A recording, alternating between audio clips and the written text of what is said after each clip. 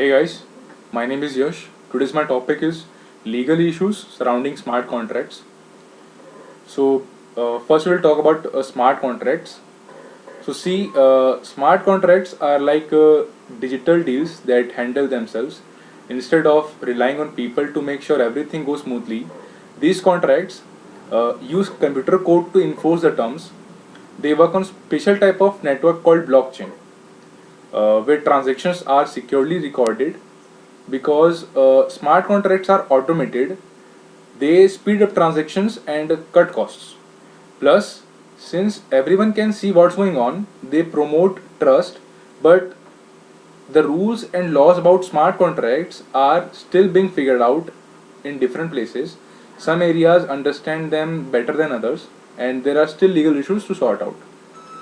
So we will start with the smart contracts. What are smart contracts, right? The definition of smart contract is: smart contracts are self-executing contracts with the term of the agreement between buyer and seller directly written into code. These contracts automatically enforce and facilitate the negotiation or performance of a contract, eliminating the need for intermediaries. So, smart contracts are special agreements where the rules are written into computer code. They run themselves without needing someone to watch over them. These contracts make deals happen automatically without any middleman involved. Significance of smart contracts in blockchain technology.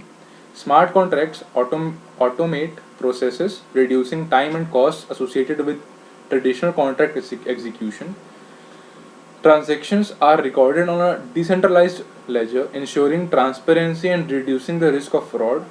Immutable nature of blockchain ensures that once a smart contract is executed, it cannot be altered, enhancing trust among parties.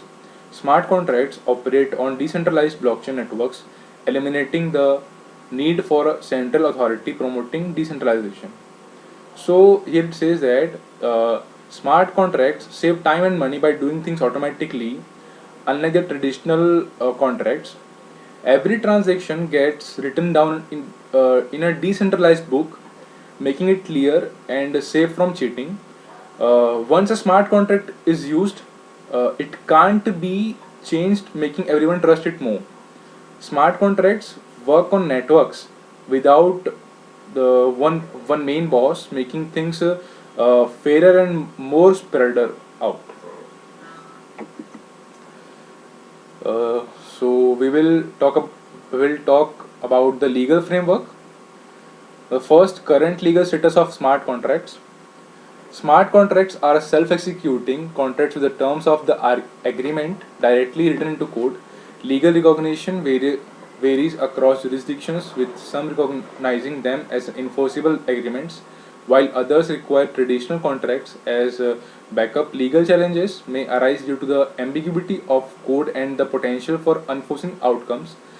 Courts may need to interpret the intention behind smart contract code to determine validity.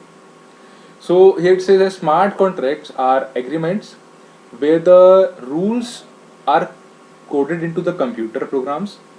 Different places sees them differently. Some treat them as official agreements, while others still prefers regular contract. Sometimes there might be legal issues because the code can be unclear or things might not turn out as expected.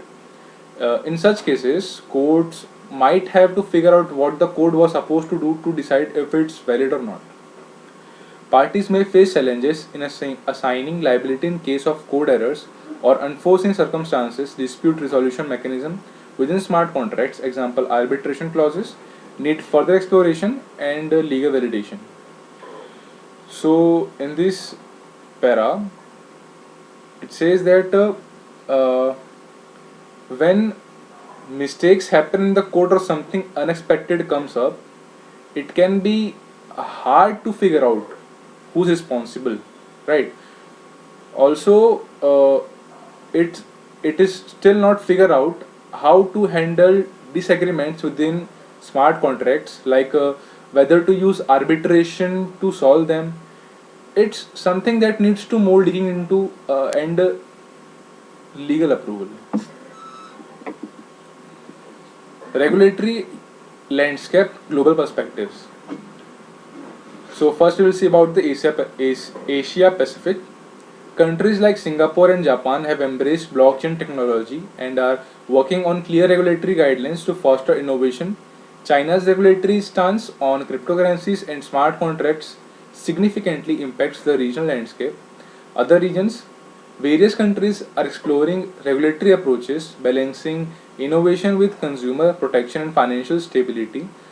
Harmonization efforts among international bodies like the FATF may influence global regulatory standards for smart contracts. So, uh, Singapore and Japan really like blockchain tech and are making rules to encourage new ideas. But in China, what they say about cryptocurrencies and smart contracts affects how things go in that area. Many countries are figuring out rules for smart contracts, trying to be fair to both new ideas and keeping people and money safe. Groups like FATF are also working together to make worldwide standards for smart contract rules. So we will now look into traditional versus smart contract formation. Traditional contract formation and smart contract formation. Yeah. So in traditional requires human intervention in drafting, negotiation, and signing agreements. In smart contract, automated process executed on a blockchain or distributed ledger technology platform. Typically involves paper based on election documents with legally binding signatures. And in smart, terms are coded into the software, triggering self execution upon the fulfillment of predefined conditions. So see, basically, traditional contract formation involves people talking and agreeing on terms, often with signed paper or digital documents.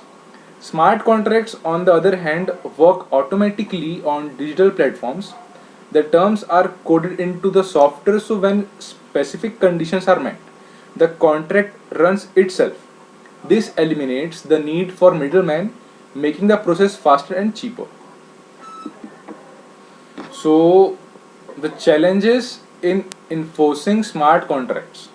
Yeah. So, the first is the code error. Smart contract code may contain errors or vulnerabilities leading to unexpected outcomes. So, see, smart contract code can have mistakes or weakness which might make things happen unexpectedly. For example, let's say there's a smart contract for a digital ticket system for a concert. The code is supposed to ensure that once someone buys a ticket, they have access to the concert. However, due to a mistakenly in the code, the system fails to properly register some ticket purchases. As a result, some people who bought tickets might not be able to get into the concert, leading to unexpected outcomes and unhappy customers. Right. So the second point is ambiguities. Ambiguities in code interpretation can hinder enforceability and create dispute between parties. If there's a confusion about what the code means, it can make it hard to make sure everyone follows the contract properly. This can lead to arguments between the people involved. Let's take an example. There's a smart contract for renting out a vacation property. The code specifies that the renter must pay security deposit upfront, which will be refunded if no damage is done to the property. However, the code isn't clear about the what constitutes damage.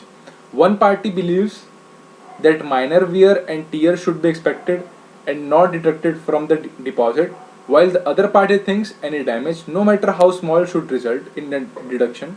This ambiguity in the code interpretation leads to a dispute between the renter and the property owner about the refund of the security deposit. In the third challenge, external events or circumstances beyond the scope of smart contracts may affect performance. Sometimes things happen outside of the smart contracts that can change how it works, right? So let's see on the fourth point, oracles. Oracle's trusted third-party data sources are often used to bridge the gap between on-chain and off-chain events. We can understand with an example. Let's say that there's a smart contract for weather-based insurance. The contract is designed to automatically pay out compensation to farmers if a certain area experiences heavy rainfall, as recorded by an oracle. The smart contract relies on the oracle to provide accurate weather data from an external source. So, if the oracle reports that the region has indeed experienced heavy rainfall, the smart contract executes and pays out compensation to the farmers. This way, oracles bridge the gap between the on-chain smart contract and off-chain real-world events, ensuring the contract functions correctly based on external information. In the last, we will discuss about the legal implications of security breaches. Overview of the legal consequences for the parties involved in smart contract security breaches, liability for financial losses, damages, and legal costs resulting from breaches, consideration of contractual obligations, regulatory compliance, and potential enforcement actions. See, if something goes wrong with smart contract, like if it's hacked or doesn't work right, there are legal consequences for the parties involved. They might be responsible for covering any financial losses, paying for damages, and dealing with legal expenses. It's important for them to stick to the terms of the contract and follow the rules, as well as any laws that apply. If they don't, they could face enforcement actions from regulators or other authorities. Thank you.